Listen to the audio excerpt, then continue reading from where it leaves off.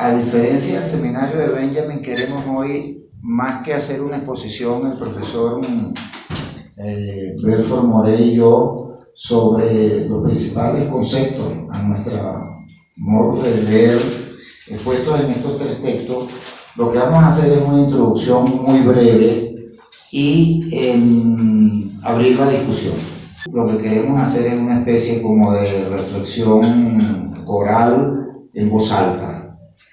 Como lo decía la invitación, orientado a que los estudiantes, nosotros por supuesto también, pero fundamentalmente los estudiantes se nos puedan hacer más inteligibles, se dice así, ¿no?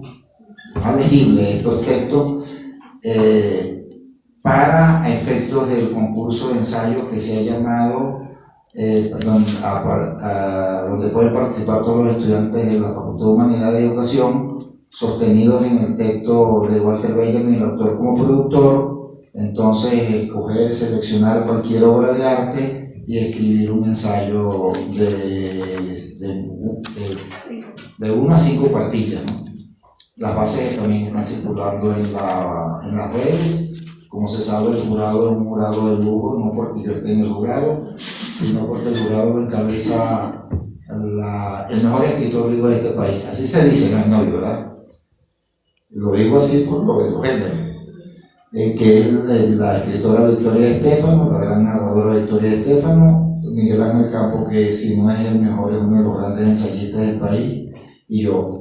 Para un estudiante ganar un concurso donde aparezca Victoria Estefano y aparezca Miguel Ángel Campo de jurado, ya eso es un mérito que le puede garantizar una digamos, trayectoria importante en el campo del ensayo.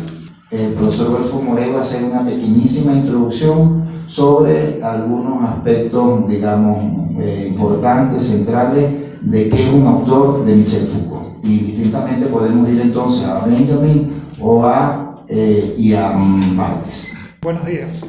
Bien, este texto, que es un autor, tal vez para referirme un poco a mi vida, creo que ha sido un texto muy importante en el sentido, en mi caso particular, en el sentido que me llevó a replantear y a comprender de una manera completamente distinta lo que constituye la figura del autor y lo que el autor representa en el campo literario, o una de las maneras de representar y de constituir esa figura del autor. Por efecto de múltiples factores, entre ellos la manera como se nos enseña la literatura y también la manera como se institucionalizó, y es una institución que todavía tiene muchísima fuerza, la literatura, pues generalmente nos han enseñado a establecer un vínculo directo entre el texto y el autor, a buscar en el autor las fuentes del texto, a buscar en el autor las explicaciones últimas del texto, algo que tanto en el caso de Foucault como en el texto La muerte del autor de Barthes se cuestiona profundamente y se problematiza de manera significativa, ¿no? En el caso específico del texto de Foucault, en lugar de establecer esa relación o de presentar, de ofrecer una manera de leer la literatura y de entender que la literatura es simplemente el resultado de un individuo que genera, que ha imaginado, que ha padecido, que ha pensado y que ha traducido ese pensamiento, ha expresado o reflejado su pensamiento en palabras. En lugar de eso, después de leer el texto del autor, pues entendemos un poco más su complejidad y un poco más su propia significación.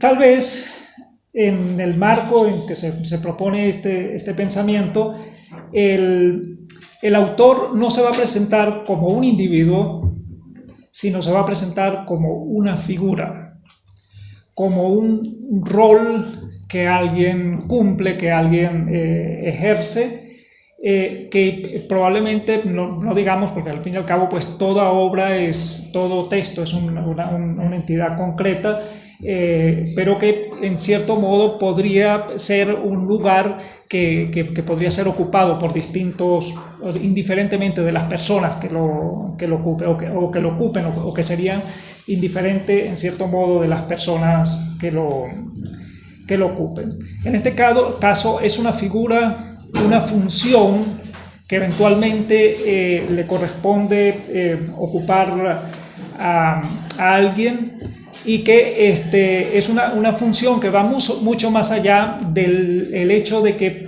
se asocie un nombre con un texto determinado o con un conjunto de textos determinados. El autor, bueno, entendido de esta manera, podemos ver cómo más allá del texto mismo es un elemento institucional, que eso se percibe fundamentalmente en el modo como la crítica, sobre todo la crítica marcada profundamente por lo que llamaremos la tradición romántica, como la crítica ha leído los textos y como la crítica ha leído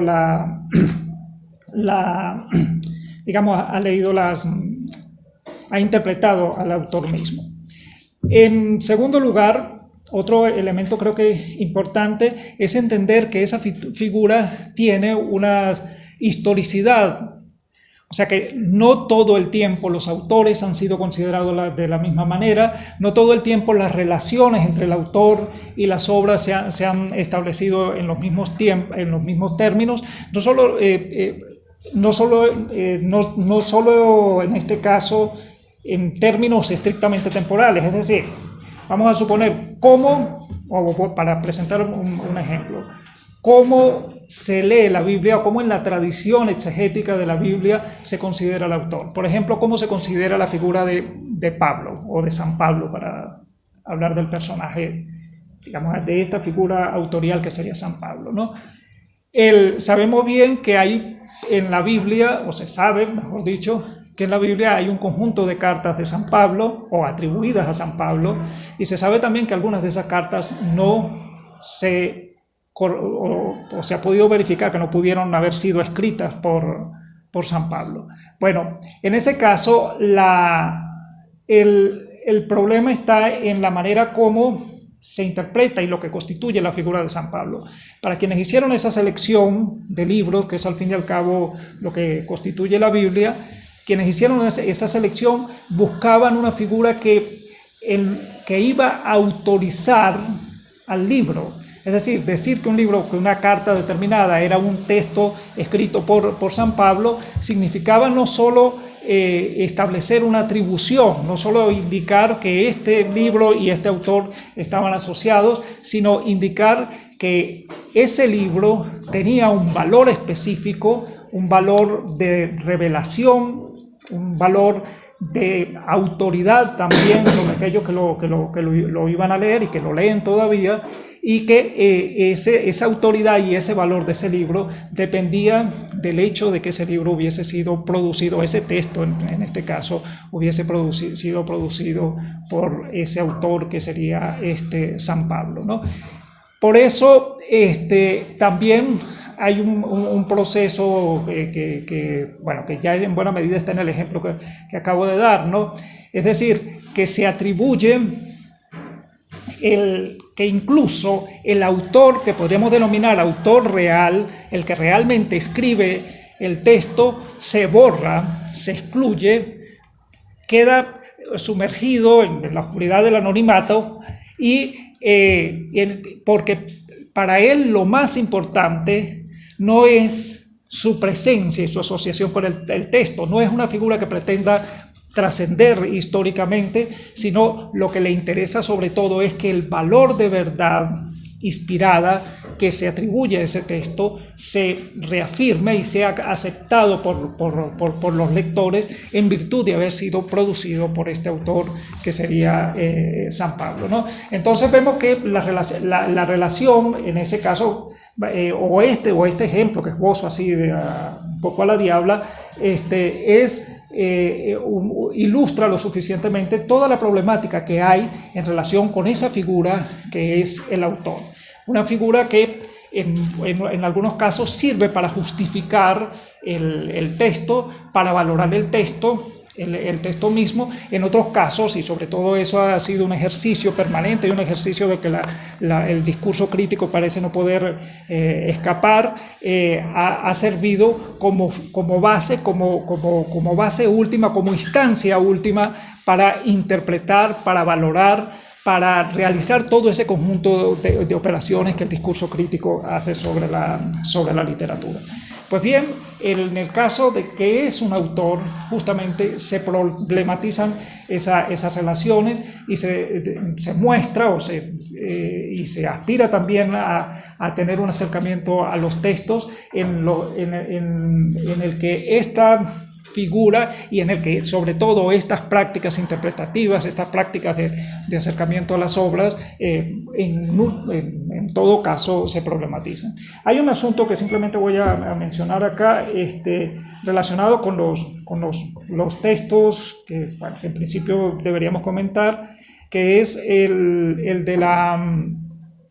Hay una cosa que estos textos no señalan, y yo creo que está señalado, que creo que es crucial también en ese caso para entender la figura del autor, está señalado por Pierre Bourdieu en algunas de sus obras, ¿no? Que es el hecho de que el autor no solo se utiliza como instancia última para explicar y para valorar los textos, sino el hecho de que el autor como unidad y como entidad es central en la dinámica que rige al fin y al cabo la institución literaria, ¿no?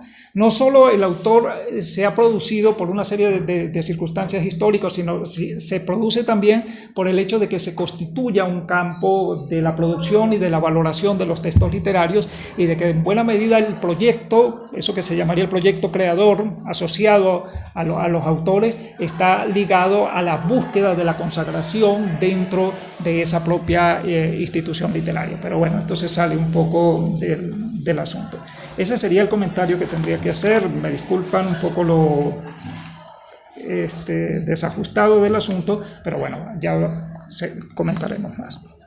Lo que plantea Bourdieu, bueno, sin duda la importancia, ¿no?, de un sistema del autor dentro de un sistema de producción, bueno, viene a ser también como el eje principal del texto de Benjamin, ¿no?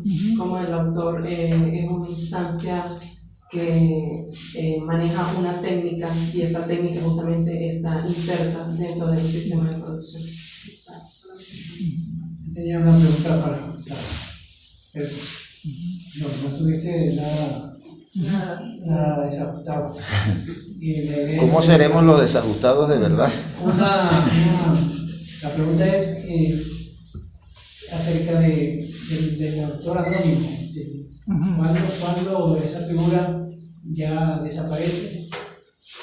Bueno, aunque eso es un poco complicado porque no hay una fecha exacta, sino un periodo en que no importaba quién era el que escribía. Por ejemplo, la misma Biblia es un ejemplo.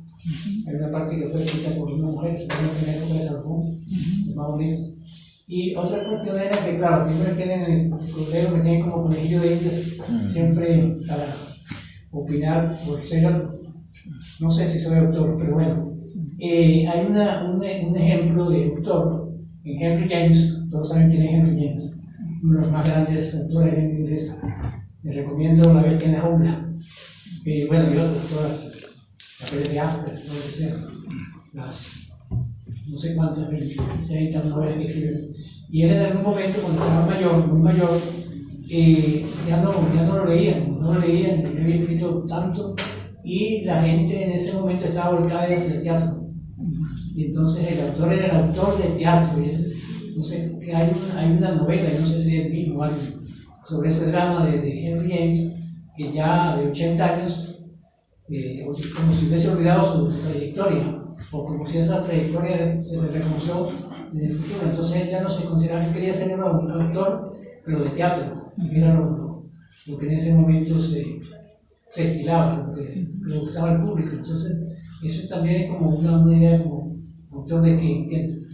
Pero no me gustaría ser director de cine, por ejemplo, ser autor de una película, por ejemplo. Bueno, son como muchas ideas que tenemos, vamos a ver qué sacamos por ahí. Okay. También tengo un ejemplo con eso más adelante con esa confusión que hay entre el autor como esa figura, esa idea de Barthes es genial, no como una persona, sino como casi como una institución, una figura. La figura, me gusta mucho la idea de figura que tiene que cumplir una función en la sociedad, de narrar o dar testimonio de su tiempo o fantasear. En el caso del autor anónimo,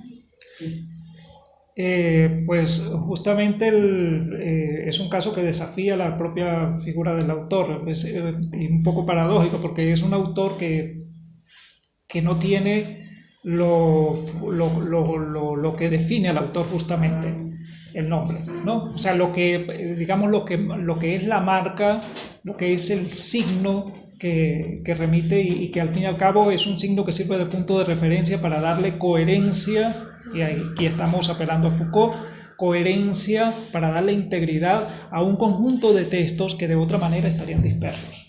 Y siguiendo el ejemplo en la Biblia, por ejemplo, los textos apócrifos, ellos tienen cierta autoridad no por el autor, sino por donde están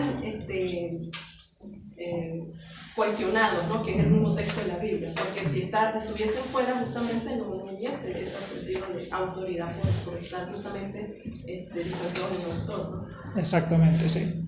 Claro, lo que pasa es que la Biblia se entiende que tiene un autor que trasciende a ella y que le da autoridad a la totalidad de los textos que están recogidos, que sería la divinidad, ¿no? Es palabra sagrada, palabra revelada, ¿no? Estamos hablando de la manera como la valora la gente, no de la manera como la valoramos nosotros de manera necesaria, ¿no? Sí, okay. No, decía que sí, el profesor Belfort había estado, ¿cómo fue que dijo? Desajustado, imagínense. Para yo no parecer hiper desajustado, me voy a ir al texto de Foucault. Foucault hace en su texto hay una introducción que evidentemente es de Foucault, aunque en el texto, ahora me he dado cuenta, no aparece como si fuera de Foucault, porque después dice presentación del tema por Michel Foucault, que la va a hacer él. Porque la introducción dice Michel Foucault, profesor del Centro Universitario Experimental de Vincennes, se proponía desarrollar frente a los miembros de la Sociedad Francesa de Filosofía los siguientes argumentos. Y este texto pareciera ya un Wall, aunque creo que es un texto de Foucault. Es una cosa interesante que acabo de ver ahorita, porque habría que comparar las ediciones. Foucault se propone en ese texto, y voy a citar el texto, tratar cuatro problemas que Belfort en esa intervención inicial que él llamó desajustada los trató de manera perfecta, pero yo me voy a ir al texto para parecerme a Belfort. Dice: 1. El nombre de un autor, imposibilidad de tratarlo como una descripción definida, pero imposibilidad igualmente de tratarlo como un nombre propio, lo que había dicho Belfort. Tanto el texto de Barthes como el de Foucault se proponen reflexionar, generar una teoría, crear una teoría que desvincule y separe al autor del texto, al autor que configura el texto, lo que Belfort muy bien ha llamado una figura y que Foucault llama una función. Fíjense, en términos de relación, entendamos por función relación en términos estructuralistas, del autor real. Después dice 2, la relación de apropiación. El autor no es exactamente ni el propietario, Belfort lo explicó muy bien, ni el responsable de sus textos, no es ni su productor. Esto es una cosa muy interesante cuando vayamos al texto de Benjamin. Dice, no es ni su productor ni su inventor. Aquí ellos podrían ir, aquí Foucault va, digamos, contra la idea de Benjamin, el autor como productor, pero ya eso lo vamos a tratar más adelante, porque digamos, el pensamiento benjaminiano, o lo que podríamos llamar el pensamiento de Benjamin, es un pensamiento materialista.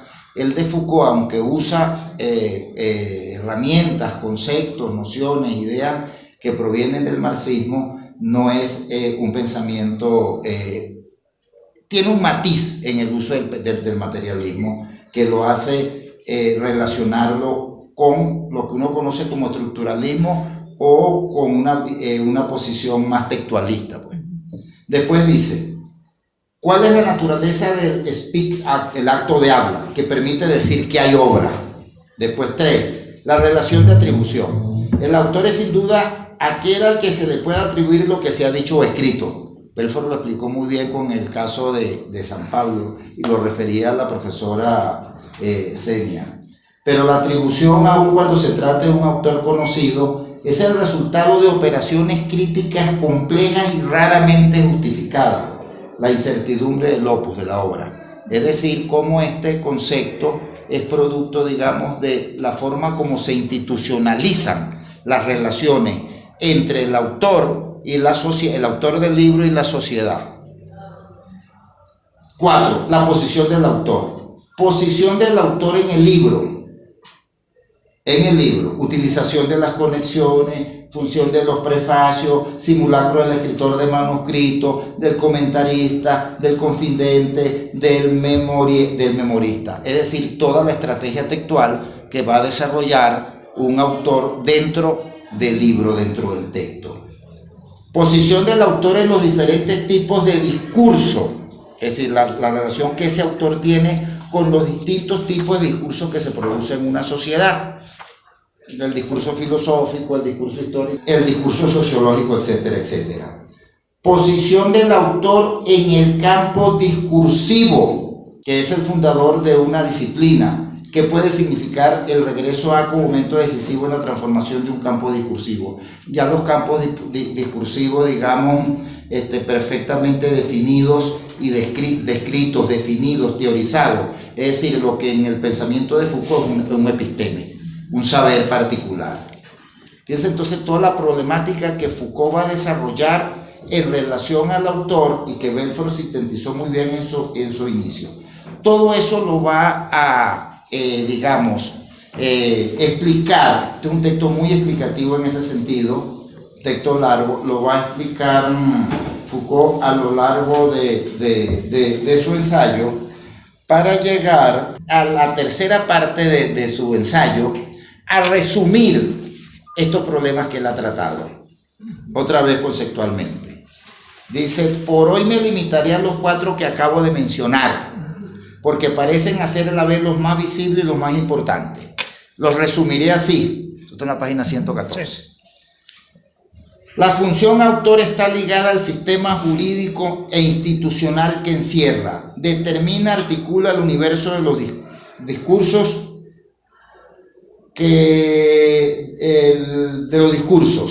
Es decir, la función de autor va a estar ligada al derecho, va a estar ligada a toda la forma como las sociedades donde esas obras circulan y donde esa institucionalización del autor existe, va a estar ligada entonces a las formas de propiedad que la sociedad establece con los discursos, en el caso nuestro, digamos, con los discursos literarios. Propiedad intelectual, por ejemplo, derechos de autor, o también lo que tiene que ver con la censura, la prohibición, la persecución, el plagio, todas esas cosas, ¿no? Por eso Ignodio nos lo puede contar. Los escritores hoy día firman, al publicar su obra, firman un contrato de derechos de autor. Después dice Foucault,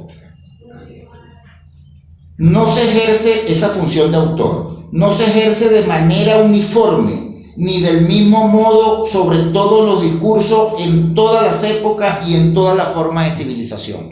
Lo que Belfort nos había explicado, Foucault toma en cuenta, digamos, la historicidad de cómo ha venido transformándose, cambiando, modificándose esa idea que del autor, esa noción del autor, ese concepto, esa función que del autor se desarrollan en las distintas sociedades. Después dice, no se define por la atribución espontánea de un discurso a su productor, sino por una serie de operaciones específicas y complejas. Lo que Belfort explicaba recorriendo a Bourdieu cómo funciona el campo, en este caso, digamos, literario, en el caso nuestro. Y termina diciendo, no se remite pura y simplemente a un individuo real. Puede dar lugar a varios egos de manera simultánea, a varias posiciones, sujetos que pueden ocupar diferentes clases de individuos.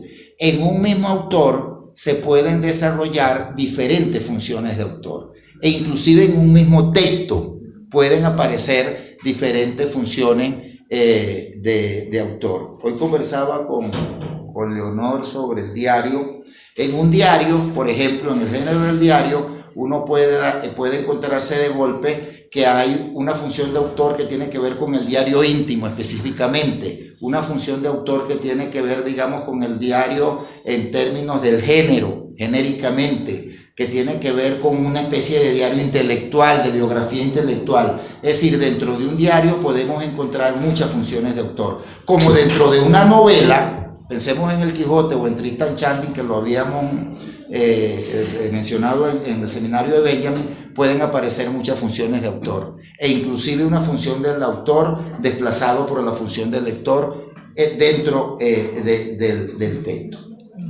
Hay casos como el del género testimonial, o por ejemplo, bueno, no es estrictamente literario, sino más bien histórico, el caso, por ejemplo, de los cronistas de Indias, pienso en Garcilaso Inca de la Vega, que escribe un libro sobre la conquista de la Florida, creo que se llama Historia de la Conquista de la Florida, y lo escribe a partir del testimonio que le da uno de los participantes en una expedición hacia la Florida, ¿no?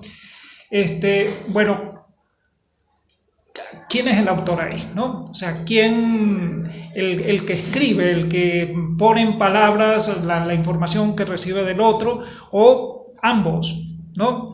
En esos casos, pues hay ciertos problemas para establecer la función, como sucede, por ejemplo, en el famoso texto de, ¿cómo es? Me llamo Rigoberta Menchú, y, que también, sí, de Elizabeth Burgos. El texto tiene por nombre, el autor del texto es Elizabeth Burgos, y bueno, total, eso incluso ha tenido como resultado discusiones que se han dirimido en el campo judicial, ¿no? Jurídico judicial. Ahora, todos estos problemas teóricos que se plantea Foucault en su ensayo, a mi manera de ver la cuestión, tiene un centro, digamos, una semilla que digamos, germinativa, una especie de célula radiactiva que se dispara hacia, que nos permitiría la comprensión de esto que hemos venido exponiendo el profesor Belfort, y que yo simplemente he tratado de, digamos, ilustrar con los textos de Foucault. Que es que Foucault va a establecer una diferencia entre esas funciones de autor, entre las distintas funciones de autor, en relación a lo que él llama, esa función de autor sería una especie de función compleja que lo lleva a Foucault a denominarlo un instaurador de discursividad, es decir, una especie de creador, de autor de discursividad en la sociedad. Lo llama exactamente, ese proceso lo llama la instauración de una discursividad. Ya te cedo la palabra, profesora Senia. Y que es heterogénea, por supuesto. Hay una contradicción en el texto de Foucault que él mismo después va a revelar, y que tiene que ver con cómo él va a caracterizar el instaurador de esa discursividad, esa especie de fábrica compleja de creador de discursos en el campo artístico, en el campo literario y en el campo científico. Y va a ser unas diferencias ahí del autor, pero como la idea no es originalmente mía, la profesora Senia me la sumó, yo después la vi, le voy a dar la palabra a la profesora Senia y abrimos la discusión. Nos pide la palabra Guillermo. A mí también me parece interesante señalar que en el caso de este texto hay otro que está en consonancia con este. De hecho, pareciera que este es como el fermento de un texto de mayor envergadura de Foucault, que es el orden del discurso. Claro. Y me parece que lo que principalmente señala aquí en el caso de la función autor es que la función autor es necesaria para evitar algo que sería terrible para el orden del discurso, que es la aleatoriedad, es decir, el carácter azaroso, la proliferación sin ningún tipo de orden de discurso. Y pareciera que es tan así que él señala que la principal razón por la que se empezó a atribuir los textos a alguien era en la medida en que los textos podían ser transgresivos. Entonces, de alguna manera u otra, esa intención punitiva tiene que ver con mantener el orden de alguna manera. Porque si al principio la mayoría de los textos eran atribuidos a la divinidad o de inspiración de algún tipo, él lo señala por acá, ¿no? En algún momento la propiedad, los textos comenzaron a realmente tener autores en la medida en que se separó ese autor histórico, o sea, ese autor hombre o persona, de los distintos autores míticos o de las grandes figuras sacralizadas o sacralizantes. En ese momento, pues, la posibilidad de castigar por una transgresión lleva de alguna manera u otra a atribuir el texto a alguien. Y más adelante lo va a señalar, ¿no? El autor no es una fuente indefinida de significaciones con las que se hace plena una obra. El autor no precede a las obras. Él es un cierto principio funcional, gracias al cual en nuestra cultura se delimita, se excluye, se selecciona. En resumen, gracias al cual se impide la libre circulación, la libre manipulación, la libre composición, la descomposición y la libre manipulación, la libre composición, la descomposición y la recomposición de la ficción. Si tenemos la costumbre de presentar al autor como genio, como surgimiento perpetuo de invención, es porque en realidad lo hacemos funcionar en un modo exactamente inverso. Esto me hace recordar también el hecho de que una de las primeras cosas que hace Lutero para disputar la circulación de los textos fue traducir la Biblia de latín al alemán, a como hablaba el pueblo, a una lengua vulgar. Precisamente estaba buscando, y de hecho existe la traducción de Martín Lutero, de alguna u otra, ejerciendo la función de autor, también se dio a la tarea de descomponer, recomponer, es decir, de operar sobre el orden del discurso que impedía es decir, al hacerlo ejerció de alguna manera la irrupción de una aleatoriedad, de una divergencia en esa circulación de los textos. Entonces pareciera que es allí, en el momento en que se le atribuye autoría a alguno de los textos, en la medida en que pueden ser transgresores, es decir, en la medida en que pueden romper con el orden del discurso. Pareciera que la norma, en el caso del discurso, tiene que ser la permanente repetición, con algunas modificaciones, pero pareciera que los instauradores de órdenes discursivos lo que producen es precisamente eso, un campo en el que los discursos parecieran de alguna manera u otra repetirse o estar en consonancia. Profesora Senia. Sí, no, yo nada más quiero agregar algo como para comenzar a que los textos dialoguen, ¿no? Y para dejar claro un poco también lo que tú llamabas el centro. Hagen me dice que el centro de un texto está para acercarse y para distanciarse de él. Uno de los centros del texto de Foucault es una respuesta, una reacción, una crítica y también un diálogo con el texto de Barthes. De hecho, el texto de Barthes fue escrito en 1968 y meses después fue escrito el de Foucault, que es el autor, ¿no? El texto de Barthes se titula La muerte del autor.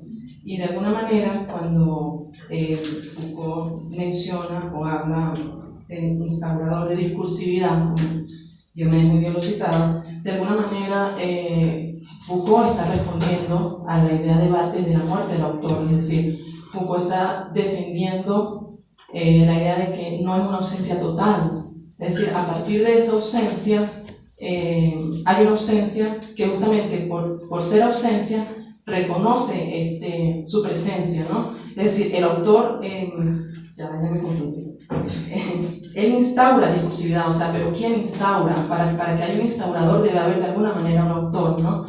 Sin duda, como decía muy bien el profesor Belfort, no está del lado de la propiedad o de la apropiación, pero reconoce un instaurador de discurso. Por tanto, en el diálogo, en la dialéctica con el texto de Roland Barthes, de alguna manera le está respondiendo a Barthes que no hay una muerte, no hay una ausencia total del autor, ¿no?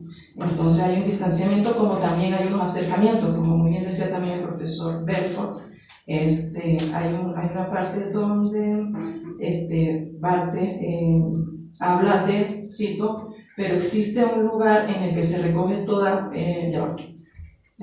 un texto está formado por escrituras múltiples, lo que tú citabas del mismo, esto lo está diciendo Barthes, y tú estás citando en Foucault, que Foucault dice que un autor tiene varios egos y él propone los ejemplos, ¿no? Entonces, de alguna manera, en este caso, Foucault ya no le está respondiendo de manera, no está refutando, sino que está reconociendo que un texto está formado por escrituras múltiples procedentes de varias culturas y que unas con otras establecen un diálogo, una parodia y cuestionamiento, que a su vez también me hace pensar que el diálogo se extiende un poco más y me hace pensar, por ejemplo, en la idea rizomática de Derrida, ¿no? Entonces pareciera que el campo o la constelación en términos benjaminianos es mucho más amplio en función de esta idea del autor, ¿no? O sea, como lo que quería decir, tener claro que puede ser un texto, el de Foucault es un texto que sin duda responde también de alguna manera a Barthes. Las dos intervenciones me dan pie a continuar lo que había planteado con las instauraciones de discurso. Guillermo decía que la idea de la función del autor en Foucault respondía a esa idea de la no proliferación de los discursos, de que en la sociedad tenía que existir una instancia que garantizara precisamente la existencia, y aunque Foucault dice por ahí en una parte, dice en la respuesta, yo nunca he nombrado la palabra estructura en el texto para quitarse el mote de estructuralista, que porque en las sociedades exista, por supuesto, un orden dentro del funcionamiento de la estructura. La misma idea de Bello que Belfort nos la puede explicitar rápidamente en el sentido de la unidad de la lengua, del discurso. ¿Qué sentido? Bueno, en el sentido de que Bello con su trabajo lo que se propone es crear, digamos, instaurar un discurso que evite precisamente la proliferación de muchísimos españoles, por decirlo así, ¿no? Sí, bueno, en el caso de la lengua, sí, la proliferación de la lengua y ese dispositivo ordenador, organizador y estabilizador es la gramática, ¿no? Para eso se produce con esa finalidad de establecer un orden del discurso en el elemento básico que sería la lengua. Y por ahí en el caso de Bello, cuando se ven otros, lo que dice sobre la crítica literaria y sobre otras prácticas de discurso, se ve que van más o menos encaminadas en la misma dirección, ¿no? Regular, organizar, ordenar es un elemento fundamental. Había algo en relación con lo que decía el profesor Guillermo sobre la cuestión del orden discursivo también, y la función que cumple el autor en ese orden discursivo, que justamente esa función se ve como cuando vemos en un negativo, no sé si la analogía es válida, pero que cuando, justamente en los casos en que entra en crisis o circunstancialmente entra en crisis esa función, se ve su papel ordenador. Hay un caso aquí se me va a olvidar el nombre ahora, el autor del Alma Llanera, de la letra del Alma Llanera, no, pero el libro de Gutiérrez es de la música y Bolívar Coronado. Bolívar Coronado. Rafael Bolívar Coronado es un escritor venezolano, y él hizo una cosa. Rufino Blanco Fombona estaba en Madrid, tenía una editorial, o en Madrid o en Barcelona, no recuerdo, pero en España, tenía una editorial y quería publicar documentos, textos inéditos de la literatura y de Venezuela, o sea, documentos de cronistas y todo, digamos, documentos que sirvieran para la historia cultural e intelectual venezolana. Y contrató a Bolívar Coronado para que buscara en Venezuela esos manuscritos.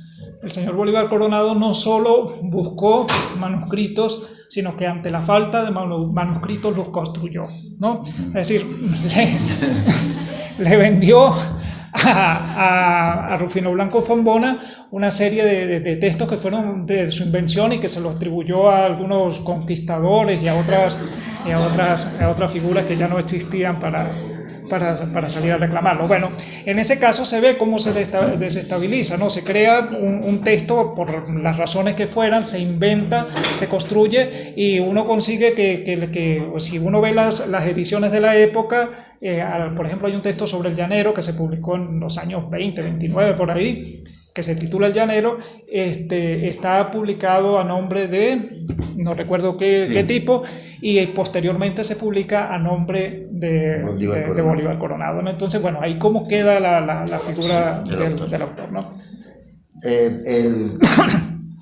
Me viene todo esto a lo que voy. Perdón, eso supone un desajuste, desestructura, por eso también esa especie de obsesión por resolver el problema del anonimato que puede conducir a investigaciones, no sé, un tipo que se pasa la vida o buena parte de la vida para buscar quién es el autor de Lazarillo de Tormes, que ya de paso parece que se descubrió, ¿no? Palabras claves que decía Guillermo, proliferación, y lo que nos acaba de decir el profesor Belfort, la idea de controlar esa proliferación. Como decía la profesora Senia, este texto de Foucault y de Barthes a su vez dialogan con el pensamiento de un filósofo, digamos, contemporáneo de ellos, que es Derrida. Es decir, recuerden, aunque no nos vamos a centrar en Derrida, que toda la idea de la diferencia o la différence en francés y toda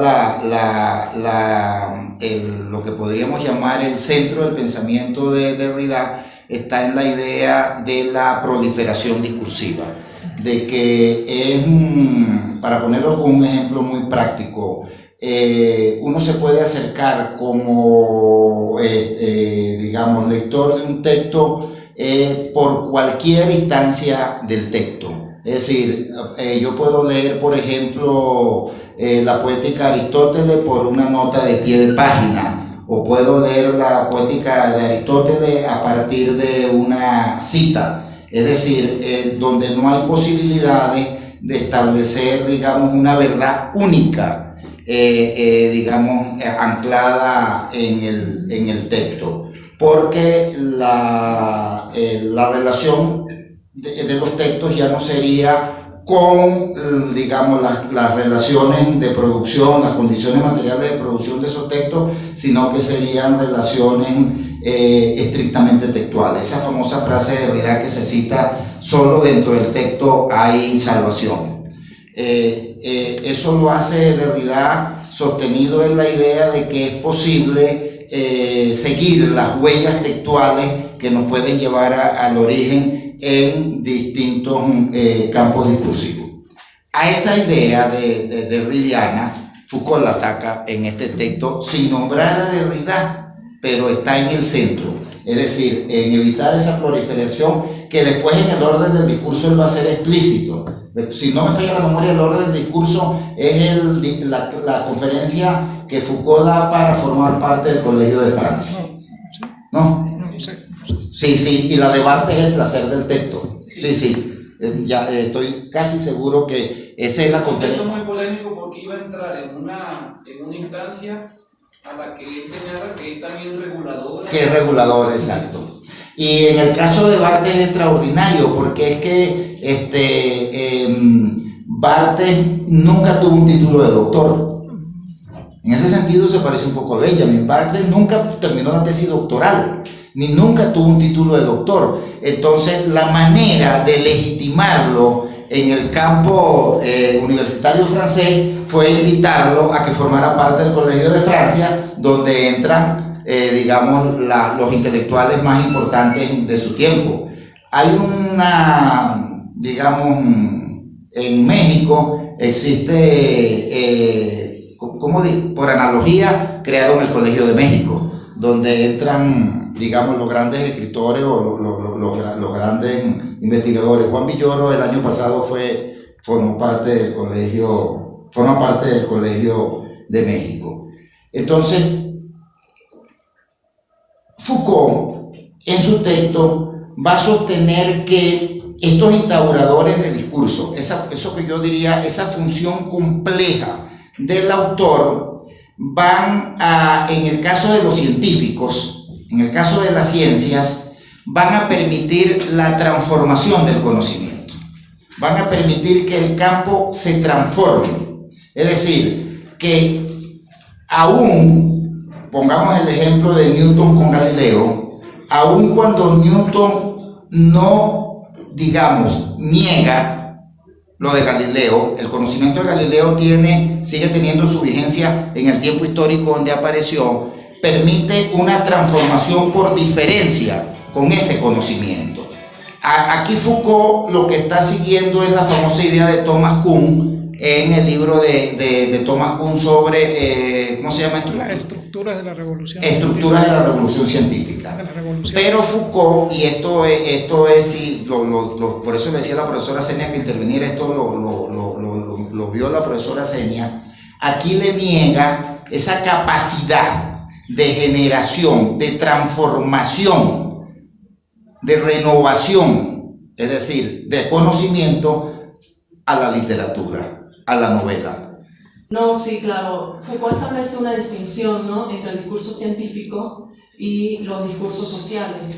Y dice que el origen, y él lo llama el retorno a, el origen es importante en el texto, ¿no?, en la obra, pero que es un origen que es muy distinto en la ciencia como en los discursos sociales. Para la ciencia, por ejemplo, el origen es un origen que es inmodificable. Una ley, por ejemplo, se puede formular, pero siempre va a existir que Galileo descubrió tal cosa o cualquiera de estos científicos antiguos, ¿no? Mientras que, por ejemplo, él toma como ejemplo a Marx y a Freud. A partir de Marx y de Freud se puede reconocer ese origen, pero ese origen justamente para establecer refutaciones, contradicciones, diferencias, es decir, para modificar ese origen, mientras que en el discurso de la ciencia no. Esas son como las dos distinciones que él hace. Pero luego Foucault también menciona que estos discursos, en el discurso de las ciencias sociales, es un discurso que provee de ideas, provee de pensamiento, mientras que el discurso de la novela, y de hecho en eso es explícito, la novela solamente, el discurso literario, aunque él lo llama, él es explícito, dice habla de la novela. Perdón, cita un novelista de inglés, creador de la novela de terror del siglo XIX, Anne Radcliffe. Exacto. Él habla, por ejemplo, del origen de lo moderno y menciona a Marx y menciona a Freud, ¿no? También se mencionaría a Nietzsche, que son, bueno, como se han llamado, los autores de la sospecha. Bueno, sin embargo, hay una alusión cuando teoriza mencionándolo de esta forma, el retorno a, ¿no? Sabemos el eterno retorno nietzscheano. Pero aun cuando él habla de estos pensadores como pensadores de la modernidad, cuando hace el ejemplo con la literatura, no habla del Quijote, ¿no? Sino habla de... Y menciona a Saussure, exacto, pero no habla cuando va a hacer la referencia de lo moderno, no menciona a Quijote, cosa que me parece un poco curiosa, no sé, aquí puede entrar en discusión, sino que menciona a ese autor que yo me... Anne Radcliffe. Anne Radcliffe, exacto. No sé si sea... No, el punto es que él establece la diferencia entre la literatura o la novela y los discursos sociales, porque la literatura o la novela va a establecer transformaciones en función de la forma y del tema, pero no del contenido. ¿En qué sentido? En que la novela no produce ideas. Entonces ese es el cuestionamiento que yo le hago a Foucault, porque para él Marx o Freud, por ejemplo, sí producen ideas y pueden ser transformables en el tiempo, esas ideas en otras ideas, mientras que la literatura no. Entonces, pues sin duda, ahí entro yo a defender mi campo. La profesora sí me lo ha explicado muy bien. Lo que Foucault llama el retorno a, que era el quinto punto de su artículo, es cómo uno puede, cómo estas discursividades pueden retornar a estadios anteriores. Es decir, y en última instancia al origen. Y como decía la profesora Senia, es asombroso que Foucault no tome el ejemplo del Quijote. Yo lo comentaba con la profesora Senia, lo que pasa es que Foucault quiere arrimar la sardina a su brasa. Curiosamente, habiendo escrito un texto sobre el Quijote. Claro, a eso iba. En Las palabras y las cosas hay un texto extraordinario, creo que es el capítulo 3, el capítulo 4, sobre el Quijote, que es una maravilla, donde Foucault sí le reconoce al Quijote precisamente la potencia de transformación del género y de la visión del mundo. En otras palabras, Foucault ve en este texto a la literatura, en este caso a la novela, como solamente en su aspecto formal. Y es lo que cuando él cita a Radcliffe, pues, cuando él se refiere a Radcliffe, dice: el tema de la heroína atrapada en las redes de su propia inocencia, la figura del castillo secreto que funciona como una contraciudad, el personaje del héroe negro dedicado a ser respirado, etcétera, etcétera. Después dice: en cambio, cuando hablo de Amaro Freud como instauradores de discursividad, quiero decir que no solo hicieron posible un cierto número de analogías, sino que hicieron posible también un cierto número de diferencias. Él dice, él le niega a la literatura, a la novela, la posibilidad de que la novela establezca diferencias, es decir, en otras palabras, dicho de manera muy brutal, literalmente, le niega a la novela la posibilidad de crear conocimiento, de tener visión del mundo. Al final del texto, Foucault, creo que, como se lo comentaba la profesora Senia, se da cuenta de eso. O sea, hay una cosa maravillosa en este texto de Foucault. Cuando lo leemos al principio, él dice que esto es un proyecto, que esto no es un texto acabado, que él se va a aprovechar del beneficio de los que lo están escuchando Lacan, entre otros, Lucien Goldman, etcétera, etcétera. Que él se va a beneficiar de ellos en doble sentido, en que le muestren los errores que tiene Foucault en el texto, pero que además le aporten cosas que no están en el texto de Foucault. Miren cómo termina el texto de Foucault. Dice: desde el siglo XVIII, el autor ha jugado el rol de regulador de la ficción, rol característico de la época industrial y burguesa, de individualismo y de propiedad privada. Sin embargo, teniendo en cuenta las modificaciones históricas actuales, no hay ninguna necesidad de que la función autor se mantenga constante en su forma, su complejidad o su existencia misma. En el preciso momento en el que nuestra sociedad está en un proceso de cambio, la función autor va a desaparecer de una manera que permitirá, una vez más, funcionar de nuevo a la ficción y a sus textos polisémicos según un modo distinto, pero siempre según un sistema restrictivo que no será más el del autor y que aún está por determinar y quizás por experimentar. Pero miren cómo termina su conferencia Foucault. Todos los discursos, cualquiera que sea el tratamiento que se les imponga, se desarrollarían en el anonimato, ahí donde en esa sociedad ideal del murmullo. Ya no se escucharán las preguntas tan machacadas. ¿Quién habló realmente? ¿Es él efectivamente y nadie más? ¿Con qué autenticidad o con qué originalidad? ¿Y qué fue lo que se expresó de lo más profundo de sí mismo en su discurso? Se escucharían otras preguntas como esta: ¿cuáles son los modos de existencia de este discurso? ¿Cuáles son los lugares reservados para posibles sujetos? ¿Quién puede cumplir estas diversas funciones del sujeto? En esa sociedad, digamos, que queda prefigurado. Y termina diciendo, y aquí es donde yo digo, vuelve Foucault a mostrar lo que la profesora Senia decía al principio. Aquí hay la sustitución del autor,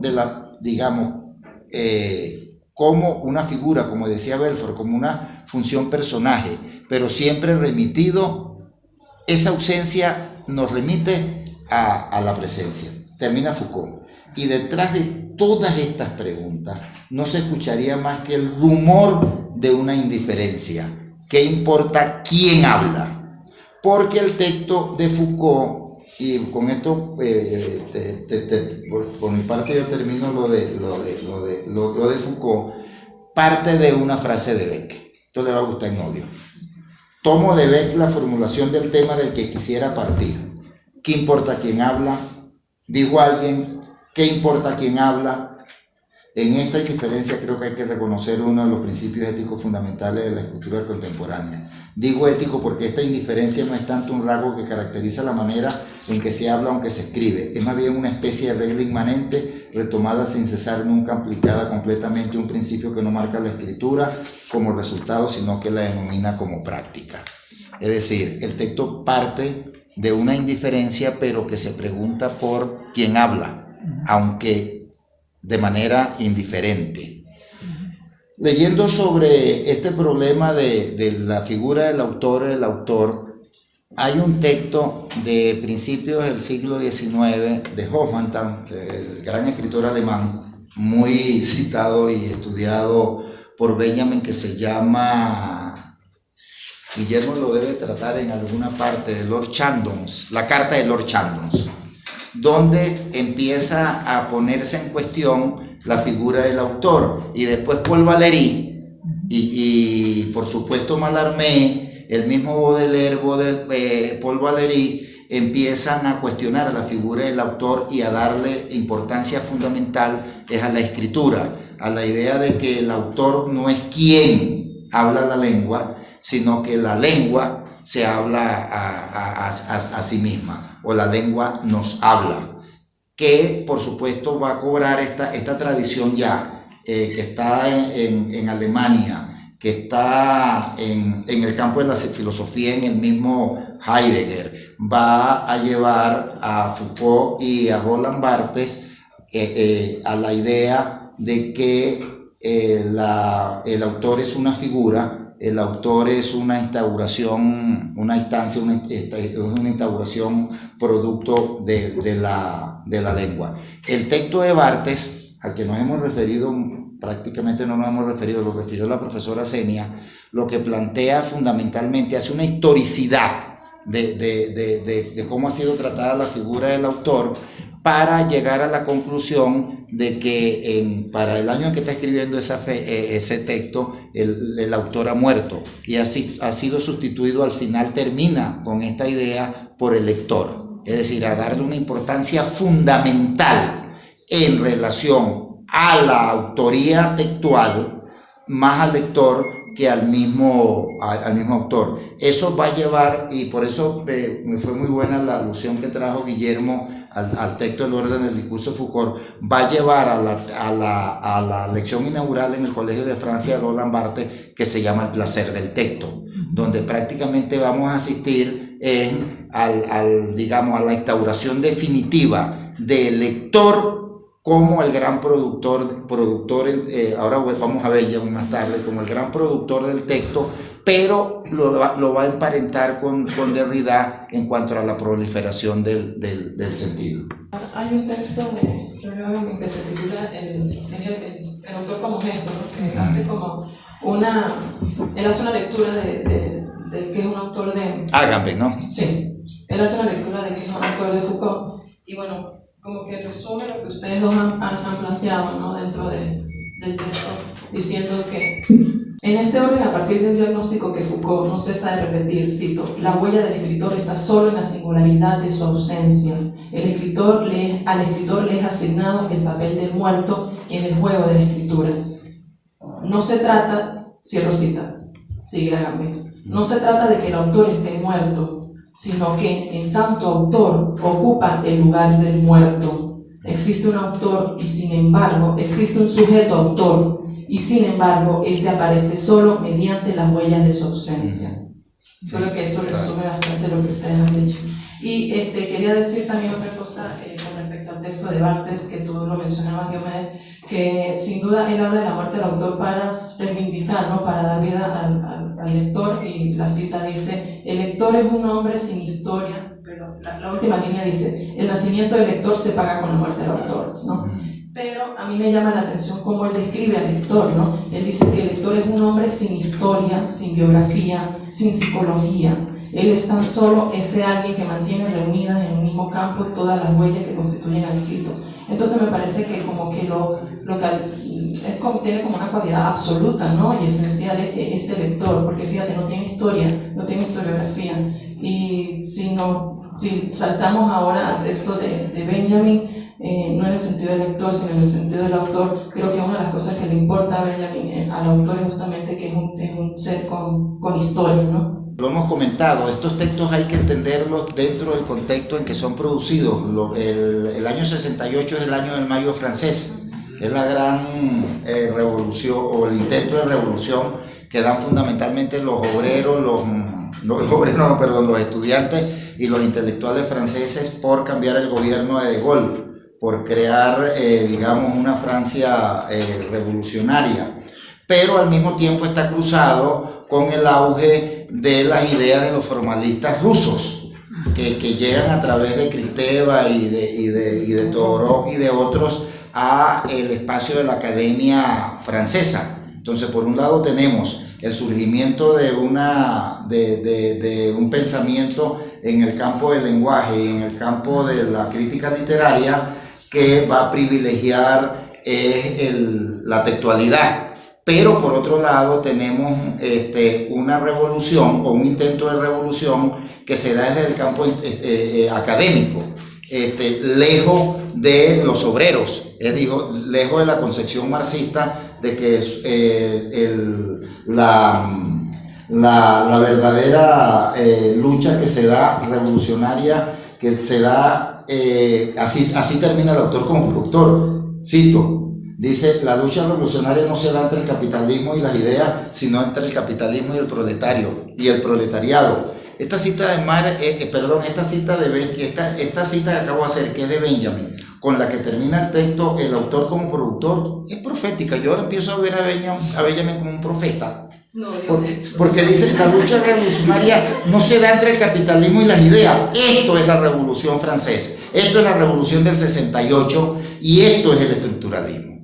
Y es tan importante eso que tú dices de considerar los contextos, que por ejemplo la palabra revolución en ese tiempo es una cosa muy distinta a lo que por ejemplo nosotros tenemos aquí en Venezuela con la misma palabra. Claro, ¿no? Eso que dice la profesora Seni es muy importante. Mire, el texto, yo aquí juego con ventaja porque estoy trabajando con una biografía de Benjamin, que yo creo que es la mejor traducida de las que yo conozco al español, de la mejor, de Bruno Tackel, donde es una especie de biografía intelectual y entonces va comentando los textos. Esto que decía y aquí hay un comentario del texto del autor como productor. Miren, el texto del autor como productor lo tratamos y con eso creo que podemos cerrar, el de Benjamin. El 27 de abril de 1934, animado por Arthur Koestler. ¿No ha leído a Arthur Koestler? Arthur Koestler es una figura que nosotros deberíamos traer para la... Arthur Koestler es una figura para estar a tono con Foucault, no un autor, es una figura que nosotros deberíamos traer a la escuela de letras. Arthur Koestler es inicialmente un político, pero después un novelista, que es uno de los primeros que cuestiona el totalitarismo soviético. Entonces, animado por Arthur Koestler, miren quién era amigo Benjamin, da una conferencia en el Instituto para el Estudio del Fascismo, INFA, titulada El autor como productor, el 27 de abril de 1934. Es decir, estamos en pleno explosión del fascismo y del nazismo. Pero es extraordinario que esa frase final del autor como productor que acabo de citar, la lucha revolucionaria no se da entre el capitalismo y las ideas, prefigura lo que fue el mayo del 68. Eso fue el mayo del 68. Creer que se podía vencer, que la contradicción fundamental del capitalismo estaba, que debería vencer la revolución, era la lucha entre el capitalismo, que el capitalismo se podía vencer con las ideas. cuando en este texto Benjamin lo que trata de demostrar es que la lucha revolucionaria es entre el capitalismo y el proletariado, entre el capitalismo y los productores. ¿Te animas a abrir algo sobre el actor como productor? Bueno, no, yo lo que quería, o lo que puedo decir respecto a eso es que, bueno, son textos de momentos muy distintos, históricamente diferentes, y que es interesante para, a la hora de ponerlos en relación, ver cómo a veces una misma palabra remite a cosas diferentes, ¿no?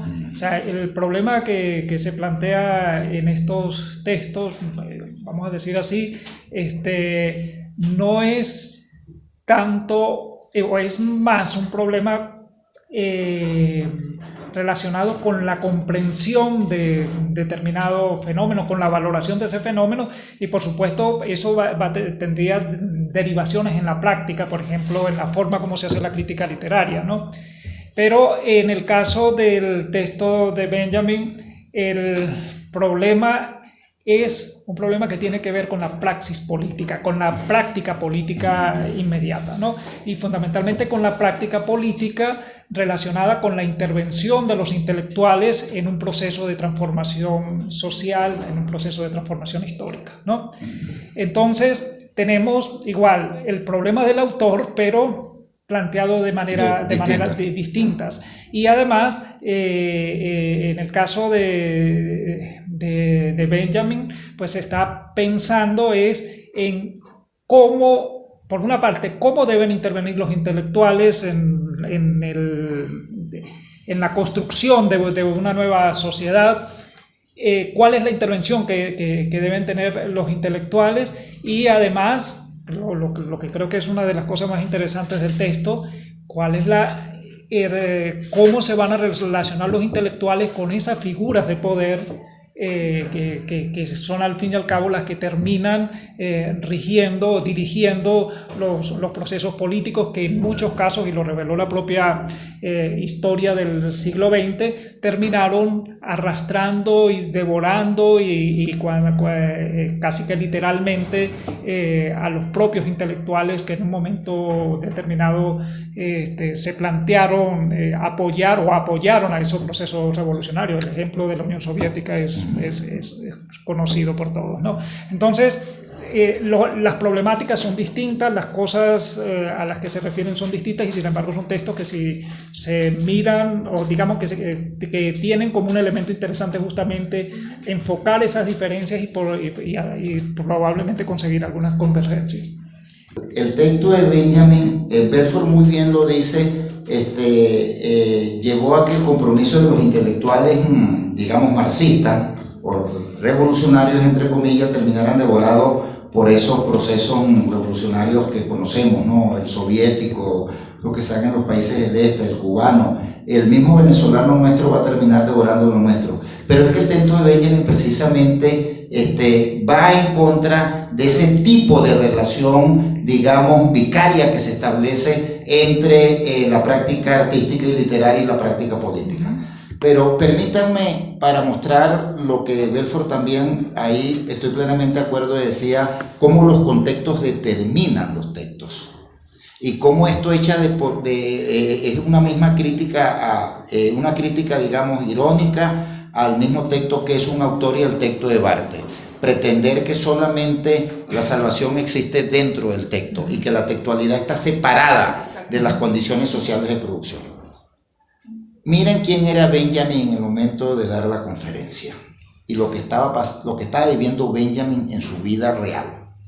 Siguiendo el consejo de Adorno, Benjamin trata de inscribirse en la Cámara de Escritores del Reich. O sea, Benjamin estaba en una situación de vida tan precaria, y nosotros nos quejamos de la nuestra, tan precaria, que Adorno le aconseja que se inscriba en lo que llamaríamos el sindicato de los escritores nazis.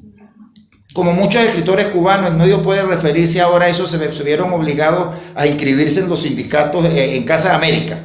Una idea que hoy puede resultar chocante, pero en un contexto de estrechez económica cada vez mayor, era necesario contar con todas las posibilidades. Esta se mostrará inviable al presentarse tal cantidad de obstáculos ideológicos, así como administrativos. Mientras estuvo en la pasibilidad de las Baleares, estaba en las Islas Baleares, dio largas a la tarea de rellenar los formularios de un procedimiento complejo, y las posibilidades de que su candidatura fuera aceptada fueron disminuyendo. Cuando Weissengrun, es el nombre de Adorno, cuando Adorno inició el mismo proceso, también chocó contra un muro de silencio. Es decir, Adorno también trató de inscribirse en el sindicato de escritores del Reich. Benjamin tiene muchos obstáculos. Su expediente militar exhibe en su contra la exención de que había obtenido en 1917 simulando un ataque de ciática. O sea, Benjamin simuló un ataque de ciática para no pagar servicio militar. Su fuga de Alemania en 1933, que podría justificar demostrando que ya viajaba mucho antes del exilio, y finalmente el retraso administrativo que Adorno le aconseja que justifique alegando una enfermedad pulmonar entre comillas, que mienta. Todos estos obstáculos solo podrán ser superados con las declaraciones de otros intelectuales, entre ellos algunos de derecha, como Gottfried Benn, el gran poeta alemán que era un intelectual de derecha, o Fächer. Benjamin piensa pedir ayuda a Hermann Hesse, que había hecho declaraciones muy positivas con motivo de la publicación de Infancia en Berlín. Evidentemente el proyecto está desde el inicio condenado al fracaso. Benjamin lo presiente y no enviará su expediente de candidatura. El de Adorno será rechazado en febrero de 1935. O sea, Adorno sí lo hizo. Bueno, en este contexto, Benjamin produce el autor como productor, la conferencia. Hay un núcleo, así como vimos lo de la contradicción, hay un núcleo en este ensayo de Benjamin, que voy a usar a este biógrafo, a Bruno Talkel, para referirme, para no ir a citar el texto de Benjamin. A Benjamin también interesa plantear cómo se piensa la relación autor-lector, ¿no? Pero en este caso de manera muy distinta. Él plantea que, por el contexto mismo que tú acabas de describir, él plantea que el lector de alguna manera se convierte en productor por justamente la nueva técnica que permite la prensa. El lector de prensa a su vez se convierte en escritor o en autor para dar a conocer, pues, de alguna manera su propia inquietud dentro del contexto. Y dice, por ejemplo, que el proceso de refundición del que hablaba antes no pasa únicamente por las distinciones convencionales entre los géneros, entre escritor y poeta, entre investigador y divulgador, sino que somete a revisión incluso la distinción entre autor y lector. Entonces, justamente esta distinción es a partir de eso, como la prensa, estamos hablando de 1934 y estamos hablando de un contexto de guerra, y un contexto donde el anonimato además es importante en el caso de ciertas divulgaciones para no ser perseguido. Entonces, ¿cómo repensar en ese sentido?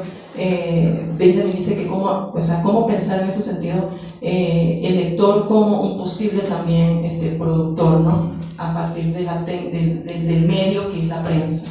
Como lo decía Belfort, el texto va a tratar de las relaciones del escritor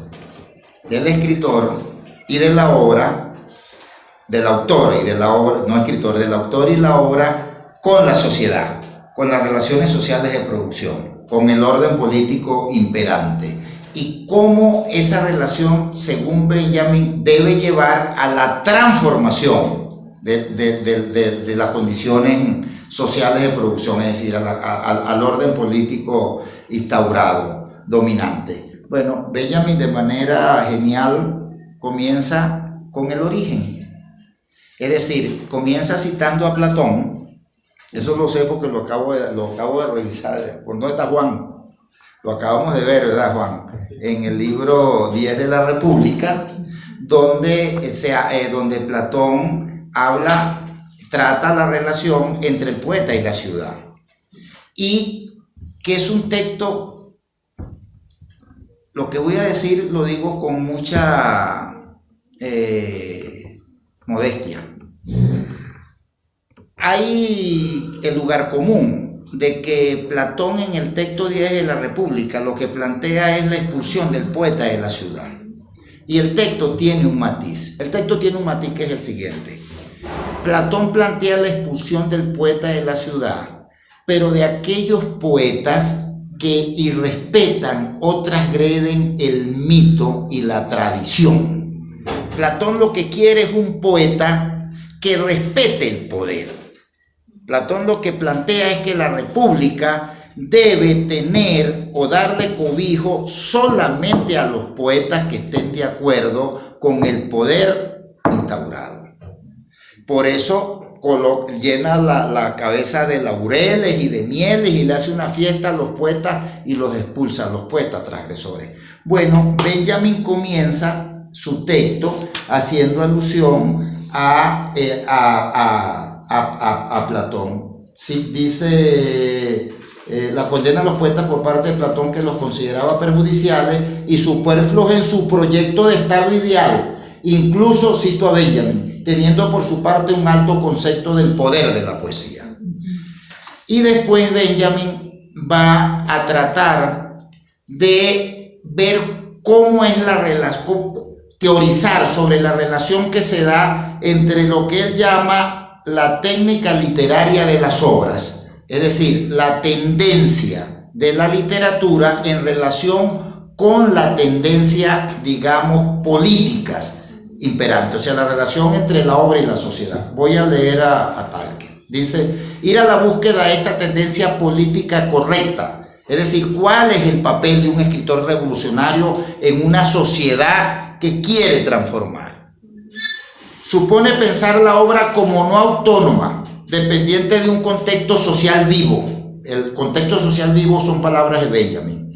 Pero habitualmente nos contentamos con plantearnos, cito a Benjamin, la posición de esta obra con respecto a las relaciones de producción en la sociedad de la época. O sea, eso es lo que hace el marxismo ortodoxo o el marxismo vulgar. Cuando le exigen al escritor o le exigen al autor que la posición de su obra con respecto a las relaciones de producción de la sociedad en la época. Esto es lo que hizo la Revolución Soviética con los artistas al imponer el realismo socialista, o lo que trató de hacer Chávez aquí y Maduro con imponernos, por ejemplo, en términos de cultura dominante, la cultura llanera. Nos preguntamos, cita Benjamin, ¿está de acuerdo con ellos? ¿Está de acuerdo con ello? ¿Es reaccionario o aspira a su transformación? ¿Es revolucionaria? Benjamin propone, esto es lo importante, esto es central para mí en el ensayo. Benjamin propone desplazar la cuestión preguntando ¿cuál es el lugar de la obra en sus relaciones de producción? En sus relaciones de producción, no con las relaciones de producción. ¿Cuál es la importancia de la obra en esas relaciones de producción?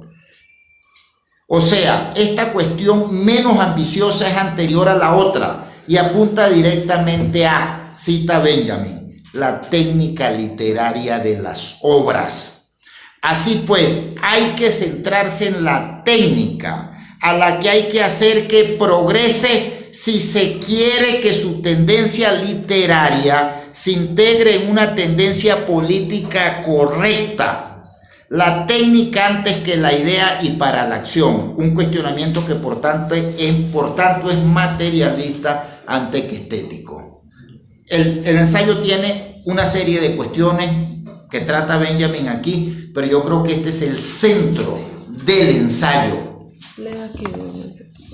Dice, con el concepto de técnica he nombrado aquel concepto que hace que los productores literarios resulten accesibles a un análisis social inmediato y por tanto materialista. Al mismo tiempo, dicho concepto de técnica depara el punto de arranque dialéctico desde que es posible superar la estéril contraposición entre forma y contenido. Y además tal concepto entraña la indicación sobre cómo determinar correctamente la relación entre tendencia y calidad, por lo cual nos hemos preguntado al comienzo, Si antes, por tanto, nos permitimos formular que la tendencia política correcta de una obra incluye su calidad literaria, porque incluye su tendencia literaria, ahora determinamos con mayor precisión que esa íntima tendencia puede consistir en un progreso o en un retroceso de la técnica literaria. Es decir, Benjamin en este ensayo no va a ver el autor como un autor comprometido, como lo vio el marxismo ortodoxo,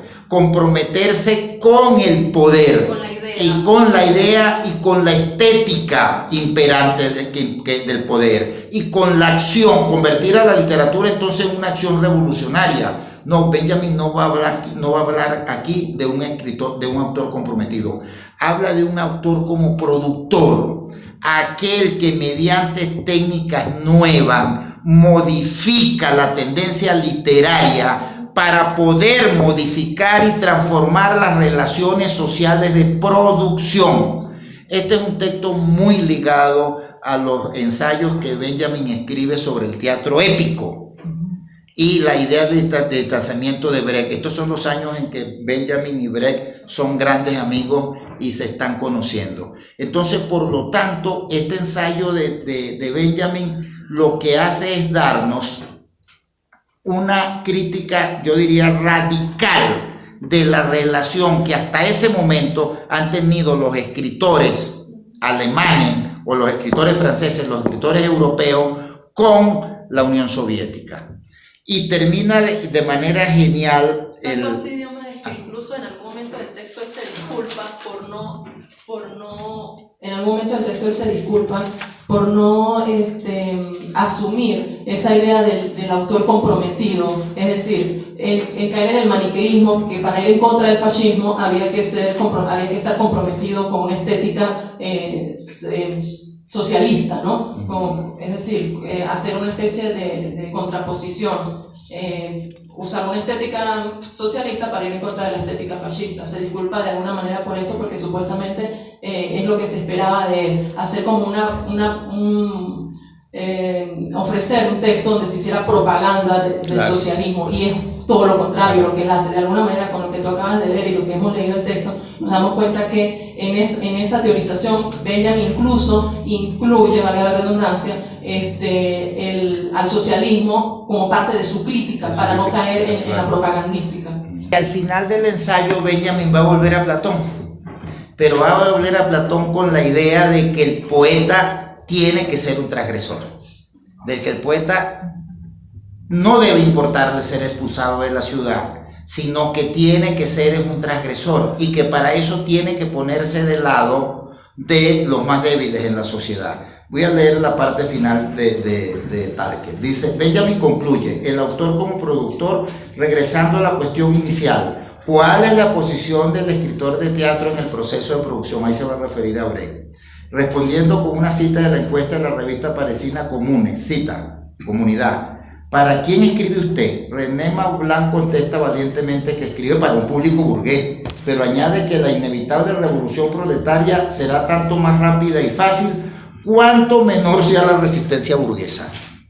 Cita, el proletariado hoy necesita aliados que provengan de la burguesía, igual que en el siglo XVIII, la burguesía necesitó aliados provenientes de la nobleza. Yo quisiera ser uno de ellos. Y Aragón, el gran escritor francés, contesta en la misma encuesta. Miren lo que dice Aragón. No basta con debilitar la nobleza desde adentro, hay que saber combatirla con el proletariado.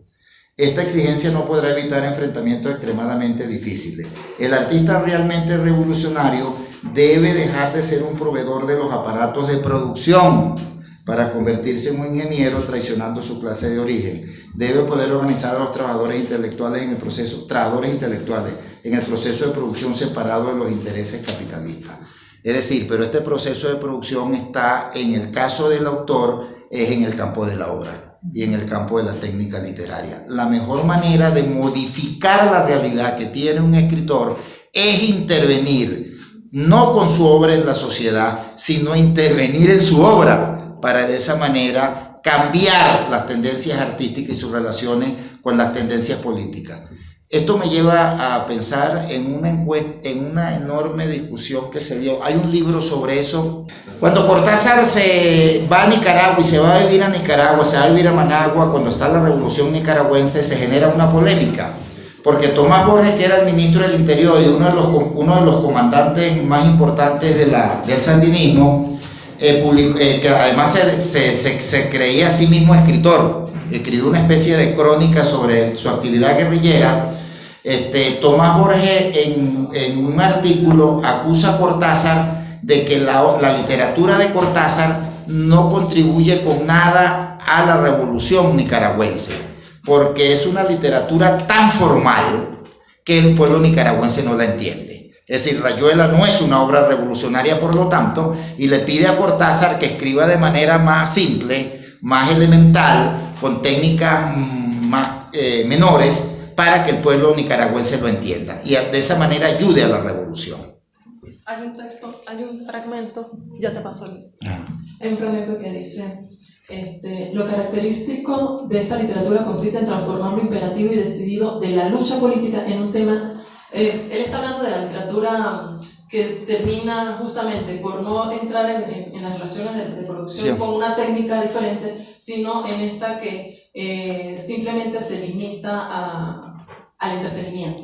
¿Okay? Solamente muestra, aun cuando forma parte de la oposición, lo único que muestra es el estado de las cosas, pero la reproduce. La reproduce, exacto, como una reproducción mimética. ¿Okay? Entonces dice que ese tipo de literatura consiste en transformar lo imperativo y decidido de la lucha política en un tema de mera complacencia contemplativa, en pasar de medio de producción a artículo de consumo. Entonces estaba pensando, por ejemplo, en la literatura que se hace en Venezuela o fuera de Venezuela sobre las condiciones en las que están los venezolanos, que en lugar de proponer una técnica, ¿no?, que permita revolucionar justamente desde la literatura las mismas relaciones, desde la literatura, las mismas relaciones de la obra de arte con el contexto, lo que hacen es una exposición del drama venezolano como una especie de galería o museo de la tragedia. De consumo. Entonces Cortázar le contesta a Borges violentamente.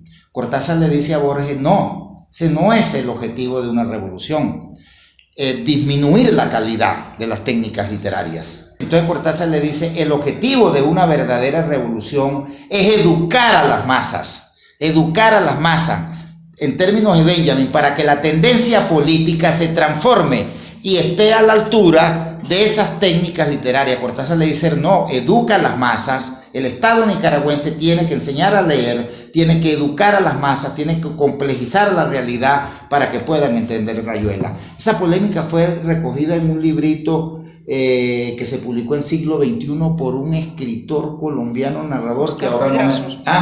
Oscar Collazos. Cuando nosotros tengamos en Venezuela, no es que tiene que ser una copia, no, pero que tengamos una novela que intervenga desde la novela en la experiencia chavista, como interviene Vida y Destino de Vasily Grossman en la experiencia soviética, nosotros podemos decir, estamos frente a un novelista que ha inventado unas técnicas literarias, que ha recreado unas técnicas y ha intervenido en las relaciones de producción. No es que va a transformar las relaciones de producción, sino, como lo decía la profesora Senia, le va a dar a los lectores la posibilidad de contratar una visión de mundo, criterio, herramientas, les va a dar conocimiento para incidir en las relaciones de producción. Como decían los formalistas rusos, la literatura se relaciona con la realidad de manera indirecta. Hay una frase de Tinianov, si no me falla, no es aquí Tinianov, que decía, las relaciones entre la literatura, ya en la misma literatura, no se dan de padre a hijo, sino de tío a sobrina, son relaciones indirectas.